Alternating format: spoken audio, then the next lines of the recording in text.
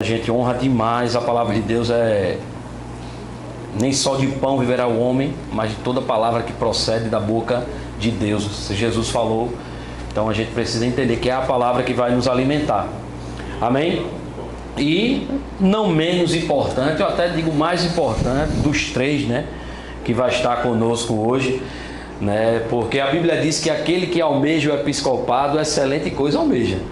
Então é uma honra mesmo a gente ser ministros do Evangelho, ministro da palavra de Deus, ser chamados pelo Senhor, porque não é a gente que se escolhe. A Bíblia diz que foi Deus que nos escolheu primeiro. Então a gente só se rende àquilo que o Senhor tem para nossas vidas. Então a gente vai ter a honra de ter o pastor Ricardo com a gente. E eu queria que o pastor viesse para cá. Tem um currículo dele também aqui, que não é brincadeira não. É Forte Brasil. Então o pastor Ricardo, ele é pastor auxiliar da nossa igreja aqui, Verbo da Vida Zona Norte. É o meu barman. Segundo algumas enquetes, ele diz que ele é o mais bonito de todos os pastores. Com certeza. Ele é professor do Rema, professor da Escola de Ministro Verbo da Vida. Inclusive vai ensinar esse ano na Escola de Ministro Verbo da Vida. E ele também tem uma larga experiência como empreendedor. Ele tem uma empresa, uma gráfica, né? Então ele já atua há muito tempo. Ele já atua muito tempo como vendedor do ramo de medicamentos em grandes empresas. Então ele é um pastor, mas é um pastor que tem uma veia empreendedora também. Então ele tem uma experiência muito boa no mercado e vai enriquecer muito a gente com a palavra de Deus. Porque não é só a mensagem, é a vida que se tem na mensagem que se passa. Amém? Então, pastor Ricardo, uma honra ter o senhor aqui com a gente. Viu? Um prazer. Libera esse manto sobre nós aí que a gente vai receber tudo. Amém? Amém. Obrigado. Aí, faltou dizer que eu fui operador de máquina de Xerox, né? Também está no meu currículo. Amém, queridos. O mais importante é que se você pode ter vários currículos perante a sociedade, mas perante Deus, se você não tiver, tudo isso passa, né? Então não devemos acumular riquezas aqui na terra, mas nos céus, onde a traça nem a ferrugem pode corroer, pode consumir. Amém? Feche os olhos. Pai, muito obrigado, Senhor, por este momento que você concede a cada um de nós aqui, Senhor, de sermos acrescentados em sabedoria e entendemos, Pai, que o Teu propósito em nossas vidas é nos usar de uma maneira cada vez com maior potencial possível, Senhor. Por isso, abre os nossos olhos, nossos entendimentos para compreendermos, Senhor, o nosso chamado aqui na terra. Para não sermos passageiros levianos aqui na terra, mas sim Teus operadores praticantes, Pai. E nós cremos, Pai, que o que será acrescentado hoje vai transformar nossas vidas, Senhor. Muito obrigado, Espírito Santo, pela Tua obra em nossos corações. Em nome de Jesus. Amém. Então, gente, hoje eu vou falar, como vocês já viram no cartaz, sobre o valor do dinheiro, né? Então, não devemos de maneira nenhuma dispensar qualquer sabedoria, né? Que a sabedoria ela é muito importante, inclusive mais preciosa do que a prata e o ouro. Mas uma coisa que a gente lida muito é a questão do dinheiro. Então, se a gente não consegue lidar com o dinheiro, nós vamos estar com sérios problemas. Inclusive, nós podemos servir ao dinheiro mais do que estar servindo a Deus. Eu vou lhe dar um exemplo bem prático. Se na sua igreja, não sei se todos aqui da nossa igreja, mas na sua igreja, existia uma convocação santa de 5 horas da manhã, você tem um momento de oração. Então você vai às 5 horas, eu tenho um trabalho às 8, tem um colégio de menino, e tem isso, e tem chuva, e não tem Uber a esse horário. Então você cria uma lógica para dizer não, por causa da dificuldade que não é tão fácil. Mas se o supermercado aí da frente fizer uma promoção, dizer as 100 primeiras pessoas vai ganhar um voucher de 500 mil para fazer feira em toda a linha do supermercado. Você não está de 5 horas da manhã, você está de 3 horas da manhã, no dia anterior, arma a barraca, e o menino vai ficar com quem deixa com a avó, faz o máximo possível. Aí vem a pergunta, se para o dinheiro nós fazemos um esforço tão grande e para o Senhor? Então, quem é o nosso Deus? Aleluia! Então, nós devemos colocar o dinheiro no lugar dele. Né? Então, vamos lá para vocês me amar, né? Vai ter muita palavra de bênção também. Olha, então, qual o valor do dinheiro? Sabemos que o dinheiro, ele é um papel. Mas se você pegar até do banco imobiliário, né? Eu acredito que vocês são dessa época, né? Banco Imobiliário, Monopoly, conhece, pronto. Aí tem as cores do dinheiro, né? O rosinha, amarelinho, é tudo dinheiro igual, só está impresso algo diferente. Então, qual é a diferença de um e do outro? Aí você pega o real, tem o papel moeda, tem aqueles coisas de segurança, né? Tem o dólar canadense, são papéis moedas diferentes, mas como é que pode aqueles $100 comprar uma coisa que tem um valor muito maior do que um papel? Então, qual é o valor do dinheiro? Mas vamos ver a ótica de Deus em relação a isso através de Jesus Cristo. Lá em Marcos capítulo 12, a partir do verso 41, fala sobre aquela passagem que é bem conhecida, a oferta da viúva pobre. Marcos capítulo 12, no verso... Eu acho que o tempo está... É 30? Diz lá em verso 41. Assentado diante do gasofilácio, observava Jesus como o povo lançava ali o dinheiro. Então, diga comigo. Jesus quer saber o que eu faço com o dinheiro. Então, se a gente desassociar isso, estamos num caminho errado. A Bíblia fala muito sobre dinheiro, sobre finanças, sobre a administração do seu capital. Fala muito sobre isso, mais do que fé e salvação. Por exemplo, versículos sobre fé, aproximadamente no Novo Testamento, 200 versículos. Mas quando você vai para dinheiro, administração financeira e contabilidade, é mais de 1000. Então, imagina a quantidade de assunto que Jesus abordou sobre dinheiro. E continuando, ora, muitos ricos depositavam grandes quantias. Vindo, porém, uma viúva pobre, depositou 2 pequenas moedas correspondentes a 1 quadrante. E chamando os seus discípulos, disse-lhe, em verdade vos digo que esta viúva pobre depositou no gasofilácio mais do que fizeram todos os ofertantes. E o pessoal pode ficar achando, mas ela só deu 2 moedas, tem gente que deu saco de dinheiro, deu muita coisa. Então, como é que Deus observou o uso do dinheiro dela? Qual o valor Deus deu aquele dinheiro? Apenas 2 moedas. Eu tinha uma Bíblia de estudo, na época eu tinha visto no rodapé, eu não sei quanto equivale esse quadrante, mas na época eu tinha visto, equivalia a 2 centavos. Gente, tem nem essa moeda circulando ainda. No Brasil, imagina 2 centavos ser mais valioso para Deus do que aquele saco de dinheiro. Então, não é o quanto você tem que vai lhe fazer, é o que você faz com o seu dinheiro. Entende? É o que você faz com o seu dinheiro. Então, segundo o slide, o que é o dinheiro, né? Se a gente for ver no dicionário, diz que o dinheiro é um meio de pagamento. Pode ser na forma de moeda ou de cédulas, né? Emitida e controlada pelo governo de cada país. Tem a criptomoeda agora que está tirando esse controle do governo, que tem muita gente que ficou de cabelo em pé, desesperado, feliz, triste, né?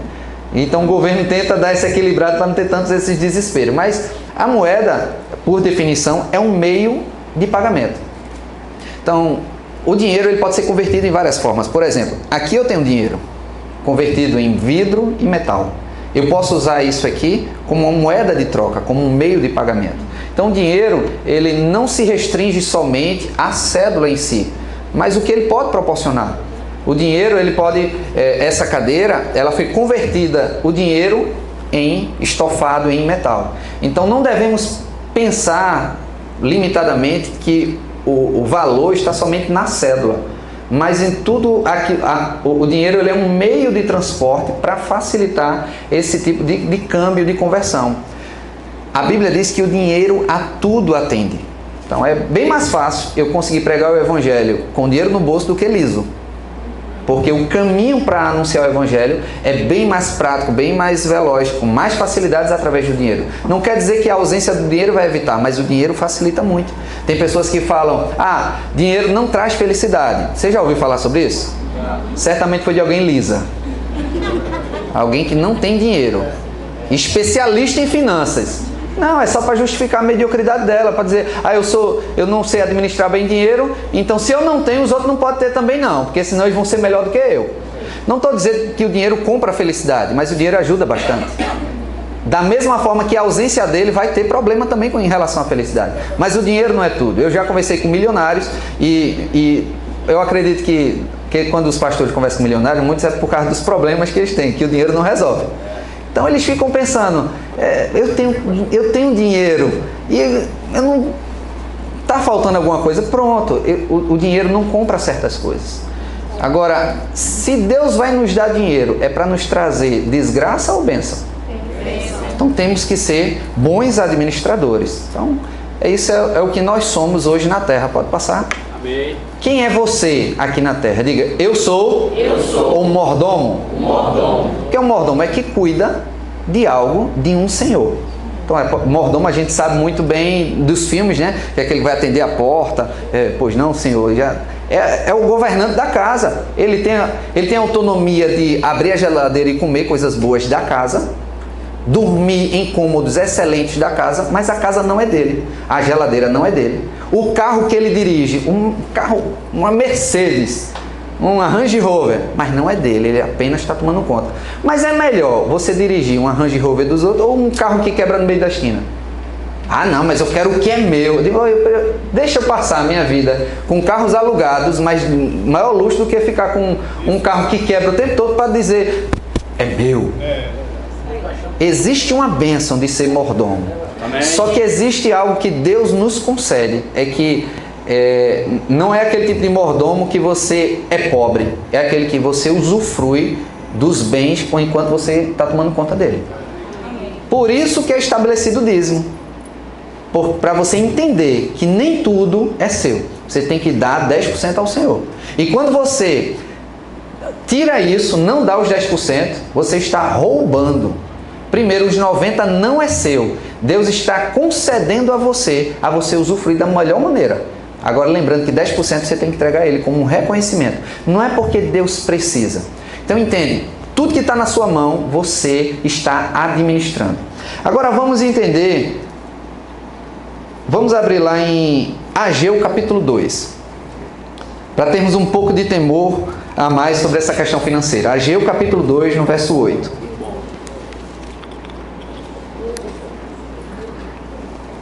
Como o livro é pequenininho, Ageu, às vezes você pode folhear e não conseguir achar, na digital fica mais fácil, eu vou ler para você. Ageu 2,8 diz assim, isso é o Senhor falando através da boca de um profeta. Minha é a prata, meu é o ouro, diz o Senhor dos Exércitos. Então, de quem é a prata e de quem é o ouro? De Deus. Aí você vai dizer, eu tenho R$1 milhão, eu tenho isso. Não, você só administra. Tanto é que quando você morre, você sobe liso para o céu. Não leva uma colherinha do café, porque não é seu. Você só está administrando. Nem a sua própria vida você é dono da sua vida. Sabe por quê? Porque você não define o dia da sua morte. De repente amanhã, se você fosse dono, você ia definir. Então, nós somos apenas passageiros. Então, essa consciência de saber que somos bons administradores vai mudar toda a forma como a gente administra o dinheiro. Tem um outro versículo que está lá em Salmos capítulo 24, no verso 1. Salmo 24, 1. Como o tempo é curto, alguns versículos eu não vou esperar vocês abrirem todos, mas vocês anotam, tá? Salmo 24, 1. Ao Senhor pertence a terra e tudo, diga tudo, tudo que nela se contém, o mundo e os que nele habitam. Então, se tem um ímpio com uma casa, um casarão, dando festas de prostituição, consumindo drogas, ele está pegando algo que é o do Senhor e usando de uma maneira horrenda, mal administrado.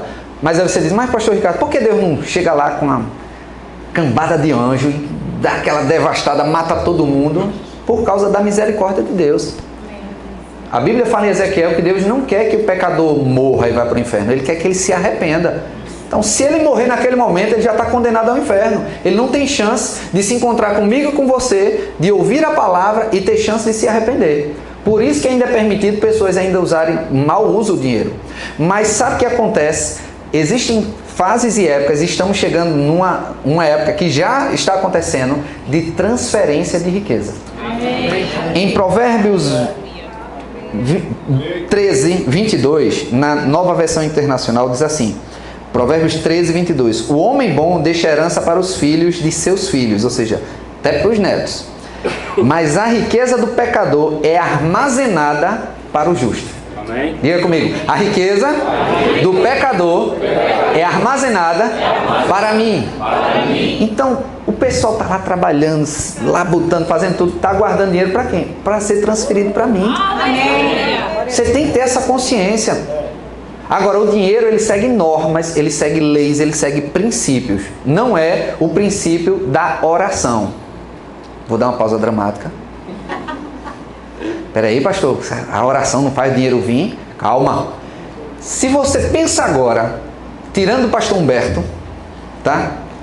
Uma pessoa que é muito fervorosa em oração, rapaz, que o joelho tá reto de tanto orar. Pessoa de oração mesmo. Pode pensar várias pessoas, né? Aí você vai ouvir Elisa, essa pessoa. Não tem dinheiro. Como é que pode uma pessoa de muita oração ser uma pessoa que não tem dinheiro?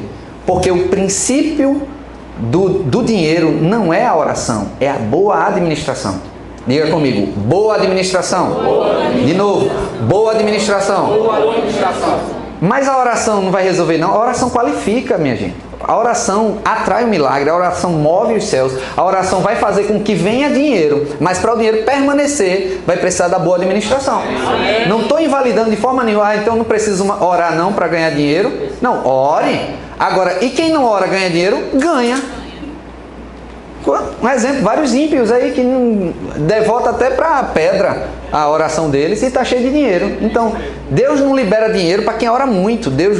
A liberação dos céus é através dos princípios. Se você desobedecer os princípios, você não vai usufruir. Lei da gravidade. Quem descobriu foi Isaac Newton, mas quem fez? Foi Deus. Então, eu não acredito em Isaac Newton. Não acredito, que ele falou é mentira. Esse negócio da lei da gravidade da terra puxar pra gente se manter em pé, não. Eu vou se jogar do telhado. Vai machucar as pernas, dependendo da altura vai morrer. Independente de crer ou não em Isaac Newton. Independente de crer ou não na lei da gravidade. Mas se você não obedecer ou respeitar essa lei, você vai se dar mal. Então, eu sabendo da lei da gravidade, eu vou ter meus cuidados quando eu estiver no telhado. Então, sabendo os princípios, eu vou fazer com que essa lei opere ao meu favor. E uma lei extraordinária que opera não só no cristão, mas no ímpio, se chama lei da semeadura. A alma generosa, não é a alma cristã generosa prosperará, é a alma generosa. Toda pessoa que porta sucesso financeiro, vou pegar essa área financeira, e ela está tendo multiplicação do seu dinheiro, pode verificar a vida dela. Ela está tocando num princípio de generosidade. Independente de crer ou não na palavra. Mas ela obedeceu o princípio funcionou para ela. O pastor Humberto certa vez me falou que tem pessoas que amam Jesus, amam muito Jesus, mas não cumprem os princípios de Jesus. E tem pessoas do mundo que cumprem os princípios de Jesus, os princípios da Bíblia, mas não querem saber nada de Jesus. Então são duas coisas diferentes. Se você abraçar os princípios, vai funcionar o princípio. Se você abraçar Jesus, você vai ter aquilo do amor de Jesus, mas tem princípios que você não vai conseguir usufruir. Você pode estar vindo para a igreja o tempo todo e ser infiel nos dízimos e ofertas. Deus vai estar limitado de lhe abençoar, porque você está quebrando princípios. Você pode ser um excelente pregador, mas se desonra pai e mãe, você vai morrer cedo. Porque a Bíblia diz que é o único mandamento com promessa, honrar pai e mãe, para que te vá bem e sejam prolongados teus dias na terra. Então tem pessoas errantes na vida, tudo que faz não dá certo, por quê? Porque desonra pai e mãe. Aí tem um ímpio que honra pai e mãe e está tendo sucesso. Aí você vai reclamar com Deus, Deus, por que você está deixando ele ser? A questão é que ele está obedecendo o princípio. Você não pode chegar para o Detran e o Detran multar o carro velhinho, pobrezinho, e o carro grandão nunca ser multado. É porque o carro grandão para no sinal. E o carro velhinho fura o sinal vermelho, aí tira aquela foto. Aí você vai lá no Detran, não, a lei foi estabelecida. Se você obedecer o princípio, você vai usufruir desse princípio. Então existem princípios que regem o dinheiro. Amém. E um dos princípios é a questão da mordomia, de você ser mordomo. Você não pode pensar que o dinheiro é seu. Na parábola dos talentos, Mateus capítulo 25. Vamos abrir lá, Mateus capítulo 25. Olha como Deus faz uma analogia sobre os talentos que ele deposita. Isso está falando literalmente sobre dinheiro, mas ele pode fazer uma conversão de até dons e talentos que Deus pode depositar na sua vida. Diz assim no verso 14, Mateus 25, 14. Isso é uma analogia com o reino dos céus. Pois será como um homem que, ausentando-se do país, chamou seus servos e lhe confiou seus bens. O que foi que Jesus fez? Se ausentou da terra. E o que foi que diz? Deixei a responsabilidade com vocês. Olha o que aconteceu. A um deu 5 talentos, a outro deu 2 e a outro 1. Como foi a distribuição desse talento? Bichinho Yuri, precisa tanto, eu vou dar mais para ele. Mas o pastor Rodrigo tem um portfólio bom, não, vou dar pouquinho porque não está merecendo. Foi isso? Não. Distribuiu cada um segundo a sua própria o quê? Capacidade. Então, quanto maior a nossa habilidade administrativa, quanto maior a nossa capacidade de administrar, mais talento vai vir para a nossa mão. Se você não sabe, aprenda. A Bíblia diz sabedoria, ela vale mais do que ouro refinado, do que prata. Então, é importante você se especializar. Não estou dizendo para você ser bom em tudo, porque eu vou até acrescentar o que Joás falou, eu acredito que foi ele, precisa ter um advogado, um contador e um pastor, né? Pronto. São 4 áreas que você... Vou botar mais uma aqui, né? 4 áreas que você precisa pelo menos ter ideia, ou ter pessoas para você que são muito boas nisso. Contabilidade, a parte jurídica, a parte espiritual, você tem que conhecer os princípios, né? E ter também pessoas maduras lhe mentoreando, e a parte comercial. Se você tiver esses 4 pilares, você vai se dar bem. Porque não adianta você estar bem na sua contabilidade, saber que seu produto é legal, mas não vende nada. Tem que vender. Não adianta você vender muito e ser uma droga ilícita. Você vai se dar mal. Você vende muito, é lícito, mas os números estão totalmente errados. Você está tendo prejuízo. Você está vendendo muito, mas só no vermelho. Então tem que estar alinhado. E nada disso vai importar se você não souber o princípio espiritual que rege. A Bíblia diz: louco a pessoa que diz: eu vou ajuntar isso, e diz: vão pedir a tua alma. Você está juntando coisa aqui na terra e não tem ajuntado nada nos céus. Deus chama de louco se a gente não levar isso em consideração. Então devemos entender que o dinheiro na nossa mão é uma ferramenta de Deus para atingir um propósito. Amém. E com esse propósito eu vou ter regalia. Eu vou andar de jet ski, eu vou andar de avião, eu vou para Disney, eu vou me divertir, mas sabendo que isso não é um dinheiro meu. Pastor, eu me sinto condenado vendo tantos pobres e eu na Disney. Eu digo, Jesus falou, a pessoa vinha abordar Jesus e Jesus disse: os pobres sempre vocês vão ter. Você não vai conseguir acabar com a fome mundial, não. Porque a pobreza não é só um alimento que falta, é a sabedoria que falta deles. Você pode passar, eu passei recentemente em Boa Viagem e vi um pessoal pedindo dinheiro ali perto do shopping. E me veio a memória de 10 anos atrás, quando eu passava lá, que tinha pessoas, não sei se eram as mesmas, mas me identifiquei por causa de uma mala que estavam segurando lá. Eu vi um dia uma pessoa com uma mala dessa. Será que é a mesma? Eu fiquei pensando, essa pessoa, se foi a mesma, foi alimentada durante 10 anos. Mudou? Não. Mas se pegar aquela pessoa, em vez de dar o peixe, dar a vara, ensinar ela, é a sabedoria. E toda a sabedoria ela tem que ser recompensada. Se você não tira usufruto do seu trabalho, você vai minguar a sua energia e você não vai produzir para o Senhor.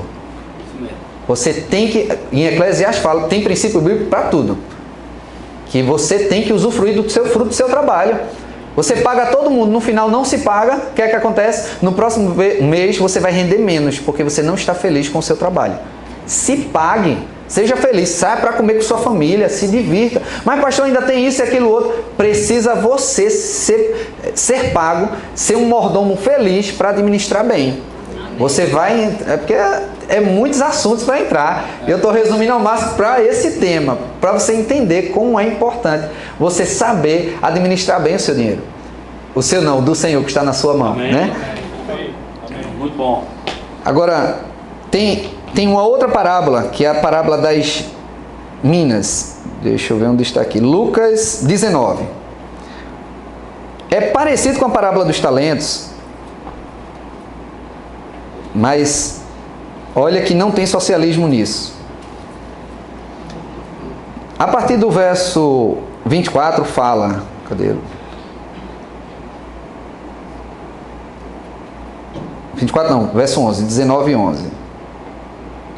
Ouvindo estas coisas, Jesus propôs uma parábola, visto estar perto de Jerusalém, e lhes parecer que o reino de Deus havia de se manifestar imediatamente. Então disse: certo homem nobre partiu para uma terra distante, com o fim de tomar posse de um reino, chamou 10 servos e lhes confiou 10 minas, e disse-lhe: negociai até que volte. Então ele deu uma mina para cada servo. Pulando mais adiante, os servos foram apresentando a mina, e diz assim, verso 15: quando ele voltou, depois de haver tomado posse do reino, mandou chamar seus servos, a quem dera o dinheiro, a fim de saber que negócio cada um teria conseguido. Compareceu primeiro e disse: Senhor, a tua mina rendeu 10. Respondeu o Senhor: muito bem, servo bom, porque foste fiel no pouco terás, fiel no pouco, vírgula, terás autoridade sobre 10 cidades.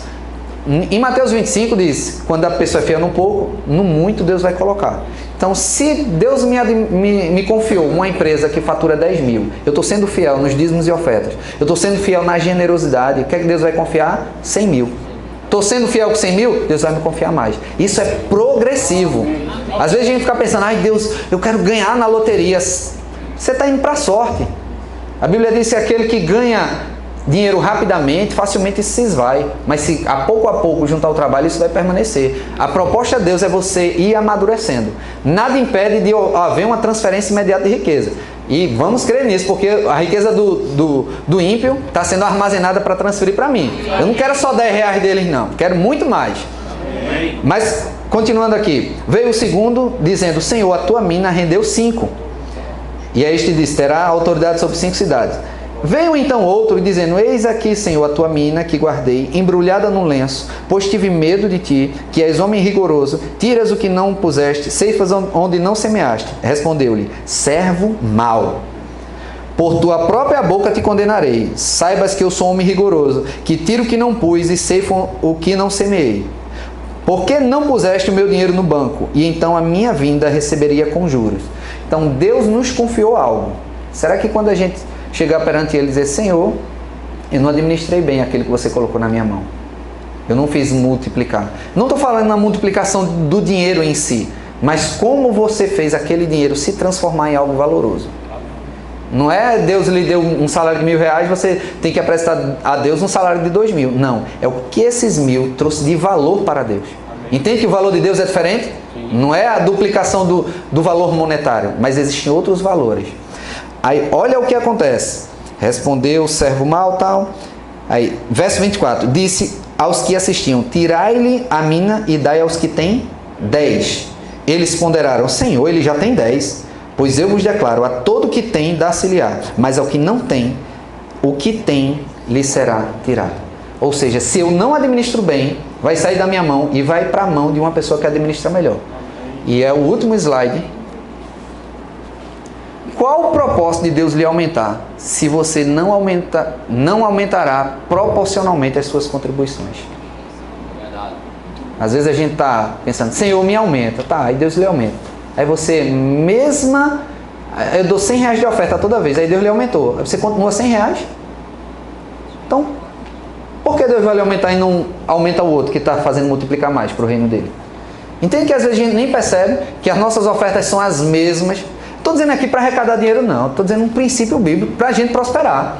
E eu vou dar um exemplo meu. Teve o voto da igreja, a gente tem uma cultura aqui na igreja de pegar um valor. E eu não pego um valor confortável, eu peguei um valor desafiador. Eu disse: tem que ser algo de acordo com minha fé, porque senão eu pegava de 1 milhão. Se fosse por querer o valor melhor, é 1 milhão. Mas eu disse: onde a minha fé alcança e se estica. E eu peguei aquele valor. Eu digo: Senhor, para eu conseguir esse valor, você precisa me aumentar. Aí o que foi que eu fiz? Da minha renda.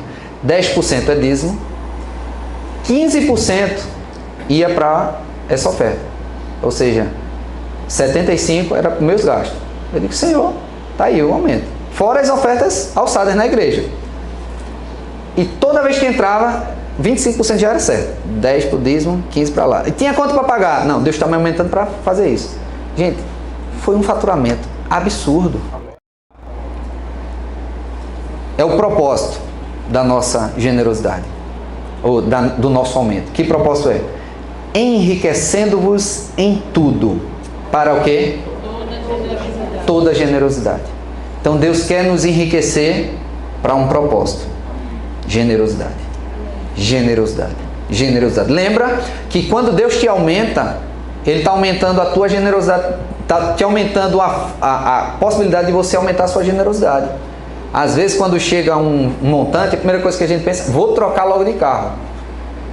Vou comprar um apartamento. Mas Deus te aumentou para você comprar já o apartamento? Deus te aumentou para você trocar o carro? Nada de errado. Mas você é um mordomo. Quem sabe, você começou com um salário pequeno, um salário mínimo, possivelmente. E hoje você está num patamar alto. Quem sabe Deus não te volta com um salário mínimo porque Ele te aumentou tanto e você não fez o que Ele queria. E Deus pode fazer isso? Pode, vai tirar de quem não administra bem para dar o que administra melhor. Nós temos essa responsabilidade. Não estou querendo que você fique condenado. Eu não posso usufruir de coisa boa? Pode e deve. Você está no casarão do Senhor. Mas sabendo que existe um propósito na tua mão. E quando chegar, pergunta ao Senhor. Você precisa ter um referencial. Quando eu tenho um referencial, eu digo, Senhor, está aumentando. É justamente isso. Sabe o que o judeu faz? O judeu não só dá 10% não. Eu fiz uma pesquisa, eu posso estar até não tão apurada essa pesquisa, mas existe tanta oferta do judeu que no mínimo, o judeu dá, no mínimo, 20%. Aí você pensa, quanto é que é o valor da sua contribuição hoje? Se está ainda dando uns 10%, será que a quantidade do seu dízimo, a da sua oferta é do seu dízimo? Será que é 20%? Será que é 30%? Não fique dando gorjeta para Deus, o troquinho. Vou dar 10 reais agora, vou dar 20. Tá, 20 reais, mas o que representa para você como representava a viúva? Seja esforçado, mas tem que fazer isso, fazer aquilo. Você é mordomo. E quanto melhor você administra isso, mais vai vir para sua mão. Amém. E você ativa o princípio espiritual. Amém. Então o que eu quero fechar com isso é que Deus quer nos enriquecer. Amém. Só que Ele só vai liberar para uma boa mão administradora. Não é só administrar secularmente, mas administrar para o reino, você vai usufruir da grande transferência de riqueza. Amém? Pastor Rodrigo.